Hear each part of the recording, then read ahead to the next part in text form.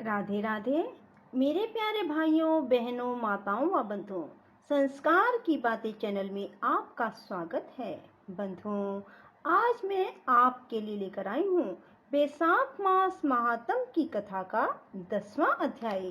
बंधुओं, बैसाख मास में रोजाना स्नान, दान, जप का बहुत अधिक महत्व है। साथ ही बैसाख मास में सुबह स्नान के बाद बैसाख मास महात्म की कथा सुनना, श्रीमद् भागवत गीता सुनना और बैसाख मास की जो 2-3 कथाएं मैंने अपनी वीडियोस में अपलोड की हैं, उन सब को सुनने का बहुत अधिक महत्व है।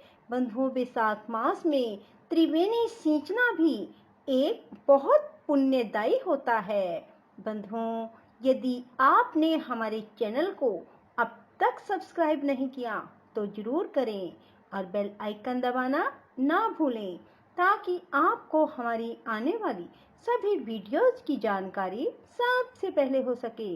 बंधुओं, वीडियो को पूरी सुनने के बाद कमेंट बॉक्स में जय विष्णु भगवान, जय मां लक्ष्मी जरूर लिखें। बोलो विष्णु भगवान की जय हो। कथा को ध्यान से और एकाग्र मन होकर सुने, तभी आपको पूर्ण फल की प्राप्ति होगी। श्री शिव जी महाराज ने ब्रह्मचर्य व्रत धारण कर लिया। गंगा तट पर एक वृक्ष के नीचे तप करने लगे। दक्ष की पुत्री पतिव्रता सती ने राजा हिमाचल के घर उसकी स्त्री मेनका के गर्भ से पार्वती के रूप में जन्म लिया। वहीं पर उनका पालन पोषण होने लगा। इसी समय तारकासुर नाम का एक राक्षस उत्पन्न हुआ, जिसने महातप करके ब्रह्मा को प्रसन्न किया और ब्रह्मा जी से यह वरदान पा लिया कि वह देवता, राक्षस, नाग, मनुष्य किसी से नहीं मरेगा। इस प्रकार के आयुध, अस्त्र शस्त्र से नहीं मरेगा, परंतु किसी रुद्र भगवान के पुत्र से तेरी मृत्यु होगी। राक्षस ने सोचा, जब शिव जी के स्त्री ही नहीं तो पुत्र कहाँ से होगा, फिर मृत्यु ही कैसे होगी। इस कारण कह दिया, तथास्तु। ऐसा वर पाकर तारकासुर ने सबको दुख देना आरंभ कर दिया। देवताओं को अपना दास बना लिया और देवंगनाओं को दासी। इस प्रकार जब देवता अत्यंत दुखी हो गए तो वे ब्रह्मा जी के पास पहुंचे। ब्रह्मा जी ने उनके दुख को सुनकर कहा, वर देते समय हमने उस राक्षस को कहा था कि उसकी मृत्यु शिव के पुत्र के हाथ से है, अतः सिवाय रुद्र के पुत्र के उसकी मृत्यु और किसी उपाय से नहीं होगी। इसलिए ऐसा उपाय करना चाहिए कि शिव की स्त्री सती ने दक्ष के यज्ञ में अपने प्राण दिए थे। अब उसने पार्वती के रूप में हिमाचल के घर जन्म लिया है, परंतु रुद्र भगवान हिमाचल के शिखर पर घोर तप कर रहे हैं। सो ऐसा उपाय करना चाहिए जिससे रुद्र का पार्वती के साथ पानी ग्रहण हो जाए। तब सब देवताओं ने इंद्र सहित अमरावतीपुरी में जाकर गुरु बृहस्पति जी से सलाह ली और फिर इंद्र ने अपने कार्य की सिद्धि के लिए नारद तथा कामदेव को बुलाया और उनसे कहा कि वह हिमाचल के घर जाकर उनको समझाए कि पहले जन्म में दक्ष की पुत्री श्री शिव जी की पत्नी अब पार्वती के रूप में तुम्हारी पुत्री हुई है। सती के वियोग में श्री महादेव जी तुम्हारे शिखर पर तप कर रहे हैं, इसलिए तुम अपनी कन्या का विवाह उनसे कर दो, जिससे वह जाकर उनकी सेवा कर सके, वही उसके पति होंगे। इंद्र की आज्ञा पाकर नारद जी को जैसा समझाया था वैसा ही करने के लिए चले गए और फिर इंद्र ने कामदेव को बुलाया कि सब देवताओं के हित के लिए तुम बसंत ऋतु के सहित तपोवन में, जहाँ रुद्र तपस्या कर रहे हैं, जाओ और वहां पर बसंत का विस्तार करो। जब पार्वती जी वहां पहुंच जाए तब धनुष चढ़ाकर ऐसा बाण मारो कि शिव जी मोहित हो जाएं। उनका संगम होने पर सब कार्य अवश्य पूरे हो जाएंगे। कामदेव ने ऐसी आज्ञा पाकर रति को साथ लेकर तपोवन में बसंत ऋतु का प्रसार किया। उस समय श्री महादेव जी के पास उनकी सेवा करने के लिए पार्वती जी बैठी हुई थी।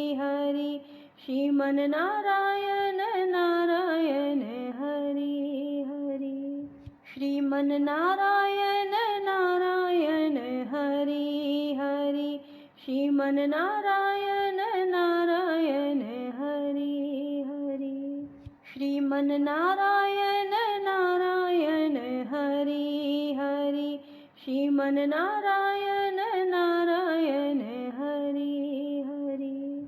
राधे राधे, जय श्री कृष्णा। बंधुओं, यदि आपको हमारी वीडियो पसंद आए तो इसे लाइक करें और शेयर भी जरूर करें। धन्यवाद।